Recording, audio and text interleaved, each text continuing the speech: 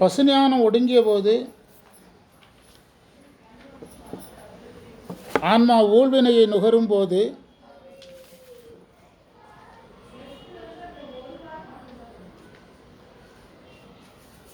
பதிஞானம் விளங்கி இறைவனும் விளங்குவான், அருட்சக்தியாக விளங்குவான். ஆவடு திருவாள் நமச்சிவாய குருவே, எனது உடம்புனால வினையும் வினைப்பயனும் வருகிறது.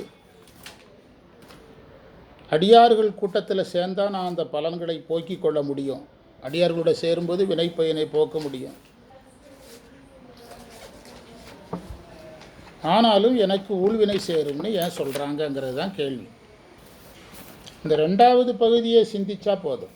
உடம்பால் வினையும் வினைப்பலனும், அது முதல் செய்தி, சிந்திக்க வேண்டிய இடம். வினை பிறவி என்கின்ற வேதனை, அதான் உடம்பால் வருகின்ற வினை. வினையால் உடம்பு, உடம்பால் வினை.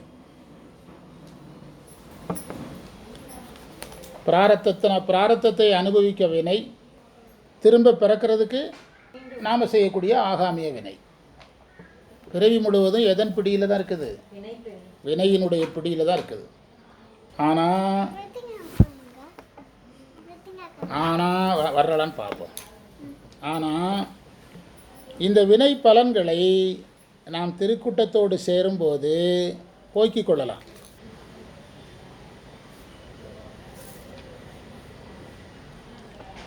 குருலிங்க சங்கமத்தின் மூலமாக பிராரத்த வினையை இறைவன் ஏற்றுக்கொள்கிறார். குருலிங்க சங்கமத்தில் இருக்கும்போது அதனால் உடலை தாக்குகின்ற வினை எதை தாக்காது? உயிரை தாக்காது. இது அப்படியே நமக்கு பொருந்தும்னு எடுக்கக்கூடாது. நம்ம பலமுறை சொல்லியாச்சு. அவங்க திருக்கூட்டம்னு சொல்கிறது ஜீவன் முக்தர்களை. அது ரொம்ப வெளிப்படையாக இருக்குது, எந்த உண்மை விளக்கத்தில் இருக்குது. மோனம் 52வது மந்திரத்தில் இருக்குது உண்மை விளக்கத்தில். முத்தி தலைவர் முழுமலத்தை மோசிக்கும் பக்திதனில் நின்றிடுவர் காண்கிறார். முத்தி தலைவருங்கிறார். சைவ சித்தாந்தப்படி திருக்கூட்டங்கிறது ஜீவன் முக்தனாக இருக்கிற ஒருத்தன் ஜீவன் முக்தன் கூட சேர்றது தான் திருக்கூட்டம். அதை இதை 3வது 4வது முறையாக சொல்கிறோம். நம்ம திருக்கூட்டங்கிறது என்னது? நாம் வளர்கிறதுக்காக திருக்கூட்டத்தை பயன்படுத்துகிறோம். அவங்க தங்களுடைய வளர்ச்சியை காப்பாற்றிக்கிடுறதுக்காக திருக்கூட்டத்தை பயன்படுத்துகிறாங்க. இந்த ரெண்டுக்கும் வித்தியாசம் தெரியாமல் அடியரில் குட்டி அதிசயம், அடியரில் குட்டி அதிசயம்னா அதனுடைய வேறுபாடு தெரியாமல் போயிடும். அப்போ மாணிக்க வாசகருக்கு நமக்கு என்ன வேறுபாடு? மாணிக்க வாசகருக்கு காட்டிய அடியார்களையெல்லாம் இறைவன் நமக்கு காட்டுவாரா? நம்ம இருக்கிற பக்குவத்தில் காட்டுவார். காட்டி தான் என்ன பிரயோஜனம்?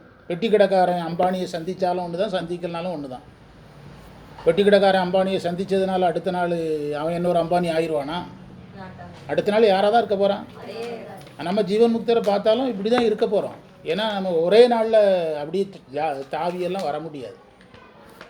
அதனால தான் அவரும் கவனமாக எழுதினார். எனக்கு ஊழ்வினைன்னு தான் சொன்னார், சிவனடியார்களுக்குன்னு எழுதலை. உரை பாருங்கள், எனக்கு ஊழ்வினை வரும்னு ஏன் சொல்கிறாங்கன்னு தான் உரை இருக்க தவிர சிவனடியாருக்கு ஊழ்வினை வரும்னு ஏன் சொல்கிறாங்கன்னு அவர் கேட்கல உரையில். ஆமாம், அவர் ஒரு ஜீவன் முக்தர், பாட்டை எழுதினவர் ஜீவன் முக்தர். நம்ம யார் கூட இருந்தாலும் என்ன வரும்? வேணா வரும்.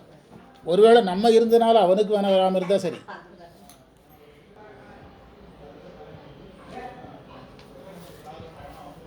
இப்போ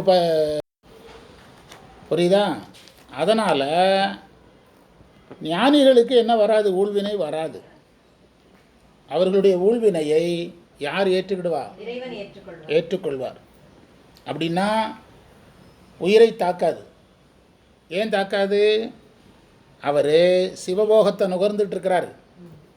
முக்கிய பாயிண்ட். இறைவன் அவருக்கு எதை கொடுத்துட்றாரு? சிவபோகத்தை கொடுத்துட்றாரு. அப்போ அவருக்கு இந்த வினைப்பயன்களை அவர் உயிருக்கு ஊட்ட முடியாது. பிராரத்தத்தை அனுபவிக்கணுங்கிறது தான் எல்லா தத்துவ கொள்கையும். இப்போ அனுபவிக்கணுங்கிறதுக்காக எது அனுபவிக்குது? அதை உடம்பு அனுபவிக்குது. அவ்வினைக்கு இவ்வினையாம் என்று சொல்லும் அக்தறிவீர். உய்வினை நாடாது இருப்பது முன் தனக்கு ஊனம். கைவினை செய்து எம்பிரான் கடல் போற்றுதும் நாமடியும். செய்வினை வந்து தீண்டப்பெறான்னா இந்த கான்செப்ட் தான், எல்லாருக்கும் கிடையாது. அந்த தேவாரமே எல்லாருக்கும் கிடையாது. செய்வினை வந்து தீண்டப்பெறா திருநீலகண்டம்னாரு. திருநீலகண்டத்து மேலே சத்தியம் பண்ணது யார்? ஞானசம்பந்தர் சத்தியம் பண்ணுறாரு. ஞானசம்பந்தர் சொல்கிறாரு, நான் திருநீலகண்டத்து மேலே சத்தியம் பண்ணி சொல்கிறேன், நமக்கு வேணா கிடையாதுங்கிறாரு.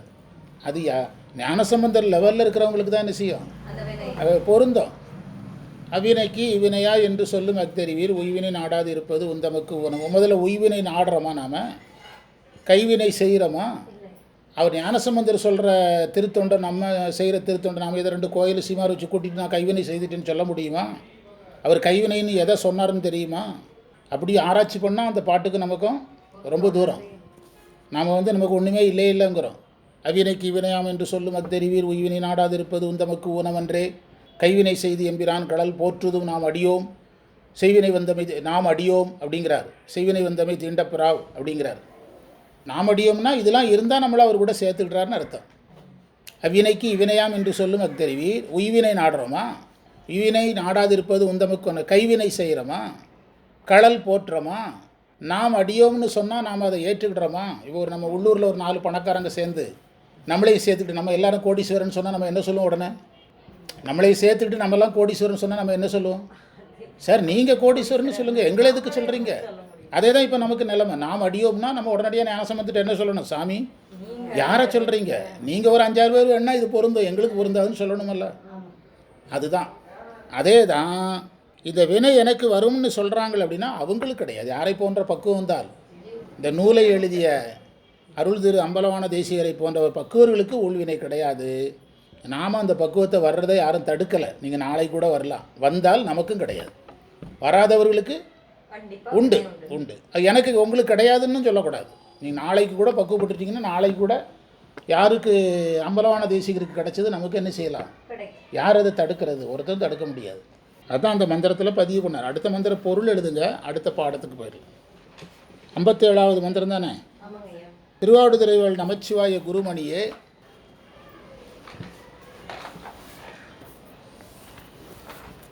என் மல மயக்கத்தை போக்கினீர்கள்.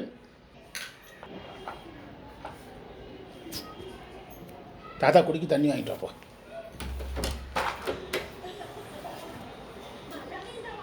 என் செயல்களெல்லாம் உன் செயலானது. பார்த்தீங்களா? அதுதான் சிவபோகம்ங்கிறது.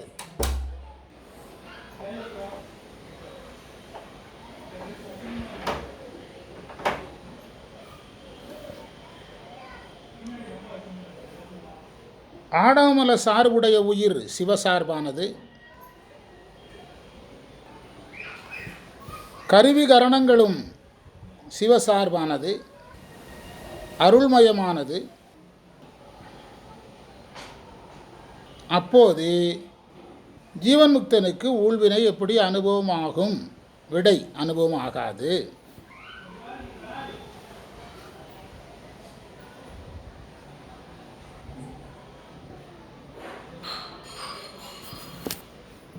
அதுக்கு விளக்கம் நம்ம அடுத்த வகுப்பில் பார்க்கணும். நீங்கள் இதை வச்சுட்டே இருந்தீங்கன்னா நிறைய நாள் ஆகிருமில்லாங்க. டக்குன்னு ஒரு முடிவு எடுக்கணுமில்ல. போகிறதுக்குன்னா புரியலை. கடைக்கு போய் இதை மாற்றணுங்க ஐயா. அதை மாற்றுங்க.